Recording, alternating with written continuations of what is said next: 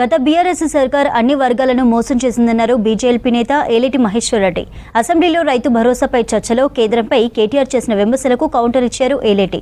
10 ఏళ్లలో బీఆర్ఎస్ సర్కార్ అవినీతి చేయని రంగం లేదన్నారు.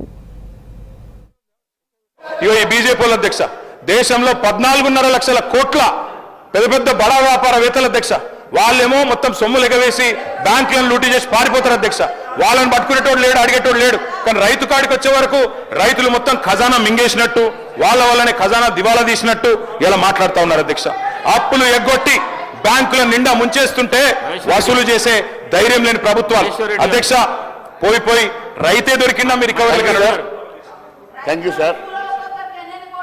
సార్ కేటీఆర్ గారు పదే కావాలని చెప్పేసి ప్రొవోకేట్ చేసుకుంటూ మాట్లాడుతూ ఉన్నారు కదా అధ్యక్ష.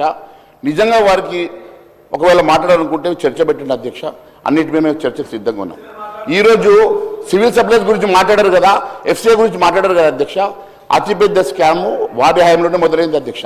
రైస్ మిల్లర్ల దగ్గర వేల కోట్ల రూపాయల ప్యాడీని వారు ప్రొక్యూర్మెంట్ చేయించి వాళ్ళ దగ్గర లంచాలు తీసుకొని వేల కోట్ల రూపాయల ప్రొక్యూర్మెంట్ వాళ్ళ దగ్గర రికవరీ చేయకుండా వాళ్ళు చేసినటువంటి స్కాముల గురించి మాట్లాడదాం అధ్యక్ష. ఇరిగేషన్ గురించి మాట్లాడదామన్నారు కదా, మాట్లాడదాం అధ్యక్ష. కాళేశ్వరం గురించి అన్నారు కదా అధ్యక్ష. కాళేశ్వరం ఈ భారతదేశంలో అతిపెద్ద స్కామ్, దాని గురించి మాట్లాడడానికి మేము సిద్ధంగా ఉన్నాం. దాని గురించి మాట్లాడదామా, చర్చకు మీరు అనుమతి చేయండి అధ్యక్ష.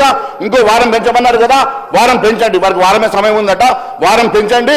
వారం రోజులు దేని మీద అంటే దాని మీద మేము మాట్లాడడానికి మేము సిద్ధంగా ఉన్నాం అధ్యక్ష. ఈ రకంగా అన్యాయంగా కేంద్ర ప్రభుత్వం గురించి కానీ దేని గురించి మాట్లాడిన ఊరుకునే సమస్య లేదు అధ్యక్ష.